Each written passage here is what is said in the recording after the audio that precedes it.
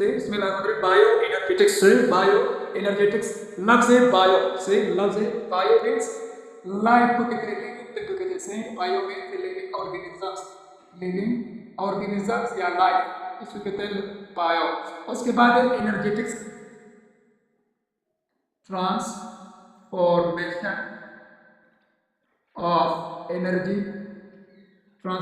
Of energy in living organisms से जानदार अशिया के दरमियान या इनसाइड या बिटवीन जो एनर्जी ट्रांसफर होते हैं। Bio means living organism energy the study about energy inside living organism का बायो एनर्जी या transformation of energy inside living organism का बायो एनर्जी या बायो एनर्जेटिक्स से हम लोग एनर्जी को ना क्रिएट कर सकते हैं ना एनर्जी को डिस्ट्रॉय कर सकते हैं, लेकिन सिर्फ एनर्जी को एक फॉर्म दूसरे फॉर्म में ट्रांसफर कर सकते हैं। एनर्जी cannot ट्रांसफर तो कर सकते, एनर्जी cannot डिस्ट्रॉय और या क्रिएट ना हम पैदा कर सकते और ना हम तबाह कर सकते एनर्जी को, but only can transfer from one form to another form से एक शक्ल से दूसरे शक्ल में चेंज कर सकते हैं, तब्दील कर सकते, ट्रांसफर कर सकते हैं, लेकिन खत्म नहीं कर सकते और ना इसको क्रिएट कर सकते हैं। सही, तो जब आप ये सारे पॉइंट्स कहाँ कस कर लेंगे लिविंग ऑर्गेनिज्म से या लिविंग ऑर्गेनिज्म के अंदर ये वाला कार्य कर से, तो इस वजह से इसको कहते हैं बायो एनर्जेटिक्स। ये जो transfer of energy from one form to another form inside living organism is called bioenergetics. अभी इस बायो एनर्जेटिक्स में दो मेन नेचुरल प्रोसेस है। टू मेन नेचुरल प्रोसेस है। कौन टू मेन नेचुरल प्रोसेस है इसके दरमियान? यहाँ पर देखिए टू मेन नेचुरल प्रोसेस, दो मेन प्रोसेस होते हैं। एक प्रोसेस का नाम है फोटोसिंथेसिस। एक फोटोसिंथेसिस है और दूसरा रिस्पायरेशन। ये दो मेन प्रोसेस है बायो एनर्जेटिक्स में। दोनों लिविंग थिंग के अंदर वाले दोनों प्रोसेस, ये दोनों नेचुरल प्रोसेस है। फोटोसिंथेसिस के अंदर एक फोटोसिंथेसिस कहते हैं, ये भी प्रोसेस है जिसमें प्लांट्स यानी autotrophs prepare their own food. Autotrophs prepare their own food से इस प्रोसेस के जरिए से ऑटोट्रॉफ अपना खुराक खुद बनाते हैं। ऑटोट्रॉफ वो प्लांट्स होते हैं, इंट्री होते हैं, साइनो बैक्टीरिया होते हैं, और इसमें ऑक्सीडाइज द फूड। जो खुराक फोटोसिंथेसिस के जरिए से बना था उसी खुराक को रिस्पायरेशन के जरिए से ब्रेक डाउन कर देते हैं। इसका रिस्पायरेशन प्रोसेस। इस फोटोसिंथेसिस में क्या होता है? फोटोसिंथेसिस मिसाल के तौर पर ये कंस्ट्रक्टिव है यानी कंस्ट्रक्ट करना, बनाना, सही, बिल्ड करना, खुराक को बनाते हैं। ये रिस्पायरेशन फिर क्या करती है? फिर डिकंस्ट्रक्टिव है, ये इसको वापस खराब कर लेते हैं, ब्रेक डाउन कर लेते हैं। ये डिकंस्ट्रक्टिव है। यहाँ पर एनर्जी यूज होता है, और यहाँ पर एनर्जी यानी यहाँ पर यूज मतलब यूज या गेन, सही, दोनों की फाज है। यहाँ पर एनर्जी क्या होता है? इधर एनर्जी रिलीज होता है, एनर्जी रिलीज करते हैं। यहाँ पर ये एनाबोलिक प्रोसेस है। क्यों प्रोसेस है? क्योंकि छोटे छोटे मॉलिक्यूल्स को कंबाइन करके बड़ा मॉलिक्यूल बनाते से। एनाबोलिक मतलब क्या होता है? एनाबोलिक मतलब ये है कॉम्बिनेशन ऑफ स्मॉल मॉलिक्यूल सब मिलकर क्या बनाते हैं? लार्ज मॉलिक्यूल बनाते हैं। This process is called anabolic process. और जो रिस्पायरेशन है ये भी केटाबोलिक प्रोसेस है। केटाबोलिक प्रोसेस क्या मतलब है? केटाबोलिक प्रोसेस यानी उसी लार्ज मॉलिक्यूल को या लार्ज कॉम्प्लेक्स मॉलिक्यूल को ब्रेक डाउन करते हैं इनटू स्मॉल मॉलिक्यूल्स। या सिंपल मॉलिक्यूल्स, यानी इस स्मॉल स्मॉल मॉलिक्यूल्स को कंबाइन करके लार्ज मॉलिक्यूल बना दें और ये लार्ज मॉलिक्यूल को स्मॉल स्मॉल स्मॉल मॉलिक्यूल में कन्वर्ट कर लेते हैं। सेम यहाँ पर क्या बनते हैं, यहाँ पर फूड बनते हैं, वहाँ पर एनर्जी। अभी किस तरह ये जो प्रोड्यूस मैंने जब आप प्लांट्स है ये लीव्स है, पता है ग्रीन है, शर्त ये है, शर्त ग्रीन नहीं है, शर्त क्लोरोफिल है, शर्त क्लोरोफिल है। जिस प्लांट्स है जिस औरत के अंदर क्लोरोफिल मौजूद है वही खुराक बना सकते हैं। ऐसा नहीं कि ग्रीन प्लांट्स कैसे कर लेंगे, क्लोरोफिल कैसे कर, जो जिस प्लांट्स के अंदर क्लोरोफिल मौजूद है वही प्रोड्यूस कर सकते हैं। ये प्लांट्स क्या करते हैं, सनलाइट को एब्जॉर्ब करते हैं। कौन करवा रहे हैं absorption, chlorophyll, green colour pigment है। हाँ, प्लांट्स के अंदर कौन सा क्लोरोफिल मौजूद है, ए और क्लोरोफिल बी, ये दो क्लोरोफिल प्लांट्स के अंदर मौजूद है। एक CH मतलब क्लोरोफिल ए, CH मतलब क्लोरोफिल बी, ये दो क्लोरोफिल क्या करने थे, एब्जॉर्ब सनलाइट। लेकिन एक कौन सा एनर्जी, सनलाइट लाइट, कौन सा लाइट एनर्जी। इस लाइट एनर्जी को प्लांट के अंदर ये सलाहियत है लाइट को कन्वर्ट इनटू केमिकल एनर्जी से। अब इस यहाँ पर जो एनर्जी बन गया पर फूड बनाना, अभी ये फूड पहले है for sunlight energy, light energy को कन्वर्ट होने की चीज केमिकल एनर्जी। अभी खुराक क्या चीज है, खुराक केमिकल एनर्जी है। अभी देख लो एनर्जी एक शक्ल से दूसरी शक्ल में ट्रांसफर हो गया, बायो एनर्जी हम नहीं पढ़ेंगे, लिविंग थिंग के दरमियान लिविंग थिंग के जरिए से एनर्जी को एक शक्ल से दूसरी शक्ल में कन्वर्ट करना, this is called bio energetics. तो अभी इस केमिकल एनर्जी जो खुराक बन गया ना, इस ये खुराक कौन लेते हैं, यही खुराक मिसाल के तौर पर प्लांट फूड नहीं लेते हैं। ये जो खुराक बना, खुराक क्या फॉर्मूला है, 6,6H12O6, ये ग्लूकोज का फॉर्मूला है, खुराक का फॉर्मूला। ये खुराक बन गया, तैयार हो गया, इसके अंदर कौन सा एनर्जी, लाइट से केमिकल एनर्जी से। अभी ये खुराक थोड़ा ये खुद का है ना, ऑटोट्रॉफ भी यूज कर रहे हैं और ये खुराक हेटेरोट्रॉफ भी यूज कर रहे हैं, खुराक दोनों यूज कर रहे हैं। ऑटो वाले भी कितने क्या खुराक की जरूरत है, ऑटोट्रॉफ्स भी यूज करते हैं और हेटेरोट्रॉफ्स वाले भी उसको यूज करते हैं, यानी एनिमल्स ये भी यूज करते हैं। ये खुराक में केमिकल एनर्जी, ये केमिकल एनर्जी मिसाल के तौर पर ये ऑर्गेनिज्म से हम लोगों ने खाया किसी खुराक से, ये खुराक इंसान ने खाया, ये फूड कहाँ इंटर हो गया, ये फूड हम लोगों ने इंटर कर लें से खुराक अभी हमारे अंदर।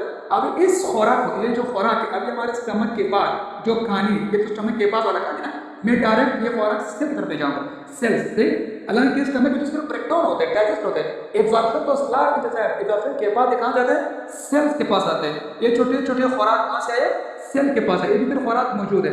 ये कौन सा खुराक है, ये अभी इसको फूड नहीं कह सकते, अभी इसको न्यूट्रिशन गजा मतलब कार्बोहाइड्रेट्स, प्रोटीन, लिपिड्स, ये कार्बोहाइड्रेट सारे न्यूट्रिएंट्स हैं और फूड का।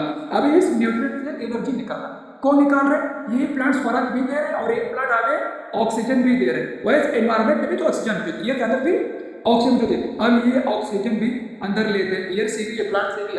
ये ऑक्सीजन इधर हो गया, कहाँ आया ये ऑक्सीजन, सेल के पास आया, ये ऑक्सीजन इधर आ गया। अभी इसे क्या करें, ऑक्सीडेशन अमल करें, मैंने कहा था ये ऑक्सीडाइज द फूड है ना, ये रिस्पायरेशन है, ऑक्सीजन के अंदर ऑक्सीजन आ रहा है।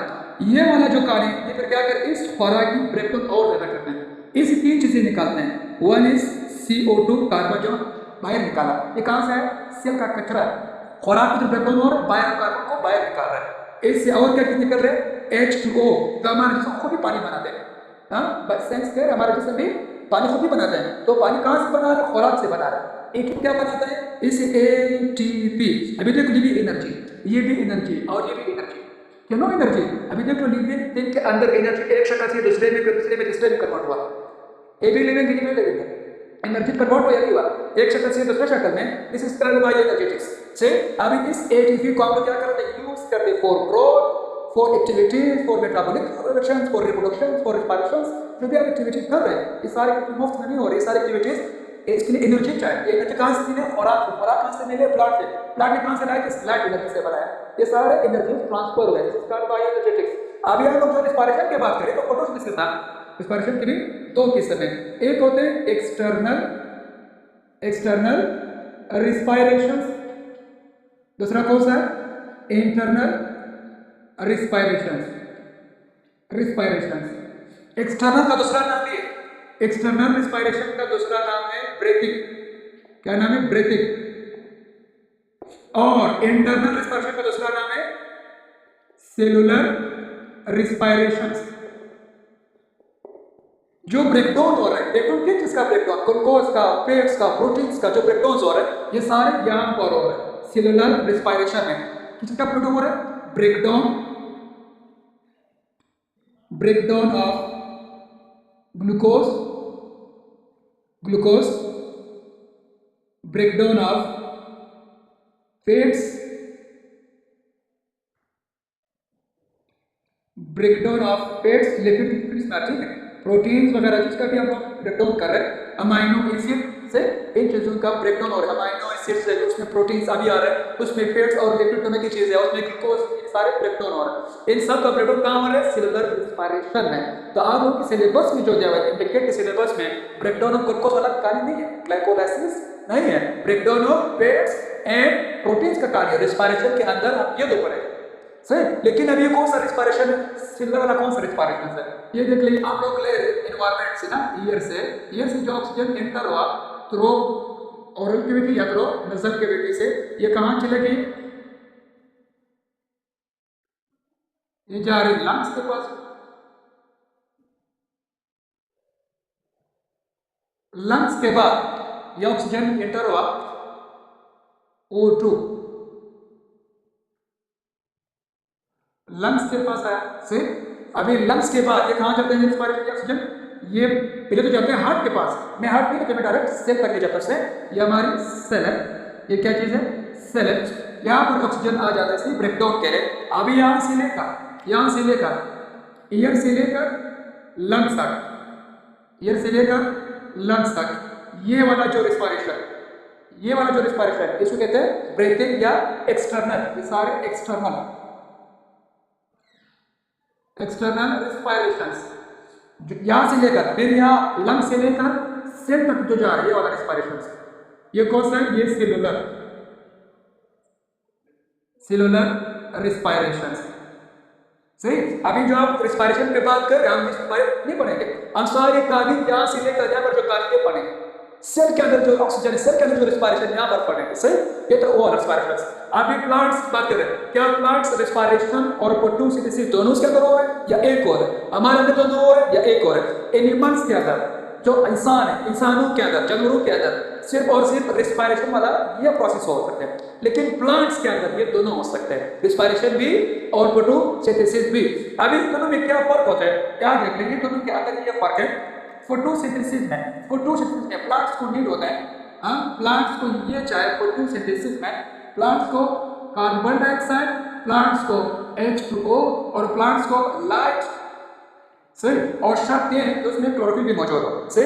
क्लोरोफिल के बाद भी कर रहा, ये तीनों प्लांट्स को चाहे फिर क्या करते हैं, फोटोसिंथेसिस।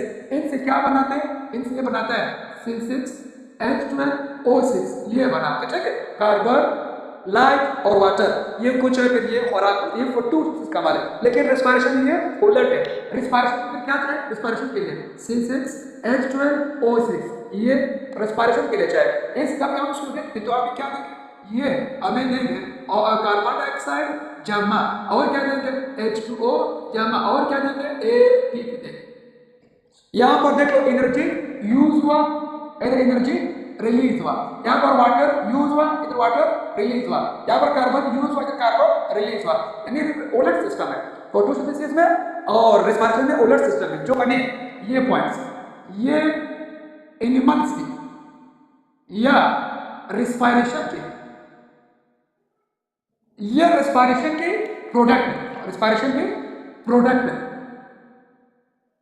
और ये वाला, ये सॉरी, ये पॉइंट्स, ये फिर फोटोसिंथेसिस की, प्लांट्स की फोटोसिंथेसिस या प्लांट्स की प्रोडक्ट। और दूसरा पॉइंट्स, ये एनिमल्स की रेक्टेंट है और ये प्लांट्स की रेक्टेंट, यानी प्लांट्स की रेक्टेंट, एनिमल्स की प्रोडक्ट, प्लांट्स की प्रोडक्ट, एनिमल्स की रेक्टेंट, ये दोनों क्या है, अपोजिट है। एक से ऑक्सीजन, एक हमें दे रहे फूड यानी C6H12O6, यह हमें दे रहे फोटोसिंथेसिस के दौरान। और रेस्पायरेशन के दौरान जब प्लांट्स रिस्पायरेशन करते हैं, रिस्पायरेशन में वो कार्बन डाइऑक्साइड लेते हैं, कार्बन डाइऑक्साइड लेते हैं और ऑक्सीजन को रिलीज करते हैं, ये इसका रिस्पायरेशन है। रिस्पायरेशन ये दो गैस बनते हैं, get carbon dioxide, release oxygen, ये हमारा कहानी, प्लांट्स की कहानी, और हमारा कहानी ऑक्सीजन एंटर करना और कार्बन को रिलीज करना, ये हमारा कहानी और ये प्लांट्स की कहानी। उलट नहीं उलट, अगर रिस्पायरेशन के अंदर ऑक्सीजन लेना है, प्लांट्स क्या ले रहे हैं? कार्बन ले रहे हैं, तो प्लांट्स देते हैं ऑक्सीजन क्यों नहीं ले रहे? प्लांट्स देते हैं, वो कहते हैं हमारे अंदर खुद भी ऑक्सीजन जो बन रहे हैं, मैं आपको दे रहा हूं तो खुद भी यूज कर रहा हूं, देते हैं। देख लो प्लांट रिस्पायरेशन है, वो कहते हैं नाइट कम करना है, night time plants night time, रात के वक्त पौधे ऑक्सीजन लेते हैं और कार्बन रिलीज करते हैं, यानी इसका रिस्पायरेशन भी हमारी तरह है, रिस्पायरेशन भी हमारी तरह है। तो डे टाइम भी इसी तरह है, डे टाइम भी इसी तरह है, लेकिन वो स्टॉप करते हैं। रिस्पायरेशन डे टाइम और नाइट टाइम एक ही तरह है प्लांट्स की, लेकिन डे टाइम वो स्टॉप है, वो कार्बन ले रहे हैं, ऑक्सीजन नहीं ले रहे है इसी तरह। तो क्यों ले रहे हैं ऑक्सीजन, क्यों नहीं ले रहे? प्लांट्स दोनों टाइम रिस्पायरेशन कर सकते हैं, नाइट टाइम भी डे टाइम भी। तो फिर ये ऑक्सीजन डे टाइम में नाइट रात के वक्त ये ले रहे हैं, तो दिन के वक्त क्यों नहीं ले रहे? रिस्पायरेशन के वक्त भी हो रहा है, रात के वक्त भी हो रहा है रिस्पायरेशन। हाँ, तो कह रहे हैं रिस्पायरेशन, प्लांट्स कह रहे हैं जब मेरे अंदर इतना ऑक्सीजन मौजूद है, मैं आपको दे रहा हूं, आपको मैं दे रहा हूं, तो मुझे फिर क्या जरूरत के बाहर से ऑक्सीजन ले लो? डे प्लांट्स को ऑक्सीजन की जरूरत नहीं होता है, रिस्पायरेशन तो कर रहे हैं लेकिन स्टॉप है। क्यों स्टॉप हो? कर आपकी कोई जरूरत नहीं है, मैं अगर खुद बना मैं आपको दे रहा हूं रिस्पायरेशन। लेट जब नहीं होगा, अभी ऐसा दो ऊपर आ रहे हैं, थोड़ा ऊपर आ रहे हैं, तो फोटोसिंथेसिस स्टॉप तेज हो रहा है ना, फोटोसिंथेसिस क्या हो रहा है? तेज हो रहा है। रेट इसका जो फोटोसिंथेसिस का जो रेट होता है, रेट वो क्या हो रहा है? तेज हो रहा है। यहां तक दोनों इक्वल हो गए ना, रिस्पायरेशन और फोटोसिंथेसिस दोनों क्या होगा? इक्वल हुआ। तो इक्वल के दौरान नो गैसेस एक्सचेंज। जब रिस्पायरेशन का रेट और फोटोसिंथेसिस का रेट दोनों क्या हुआ? इक्वल हुआ, यानी जितना वो खर्च कर रहा है वो बना रहे हैं। ऑक्सीजन की बात नहीं करो, कार्बन की बात कर रहा हूं, जितना वो ले रहे उतना वो ले करते, लाइट डिम है, तो प्लांट्स ऑक्सीजन ले रहे, कार्बन खारिज करे। जब लाइट तेज हुआ, तो प्लांट ने ऑक्सीजन को भी स्टॉप कर, अभी ऑक्सीजन नहीं ले रहे, ऑक्सीजन को उसने स्टॉप किया। क्यों स्टॉप किया? अधिक में ज्यादा बन रहे, अंदर ज्यादा बन रहे, तो एनवायरमेंट ऑक्सीजन नहीं ले रहे, तो दोनों क्या हुआ? इक्वल हुआ। इस इक्वल के दौरान दोनों रेट इक्वल हुआ, रिस्पायरेशन का रेट और फोटोसिंथेसिस का रेट क्या हुआ? इक्वल हुआ, यानी 12 बजे 1 बजे 2 बजे दोनों इक्वल होते हैं। जब ये इक्वल हुआ तो इक्वल होने से क्या होता है? दोनों रेट इक्वल, उसके लिए competitive points, and the rate of respiration and the rate of photosynthesis both are equal. This point is called compensative points.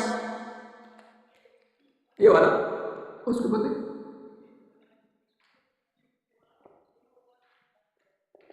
the rate of photosynthesis, the rate of photosynthesis and the rate of respiration are equal. जब दोनों equal हो जाए, this is called competitive points.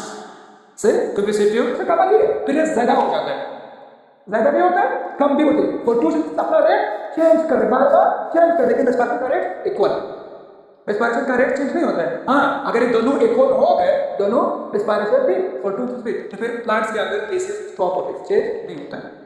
Gases उस वक्त change होते हैं जब photosynthesis का रेट और प्लांट्स का रेट इक्वल ना हो, उस दौरान गैसेस एक्सचेंज होते हैं। जब इक्वल हो गए तो गैसेस स्टॉप।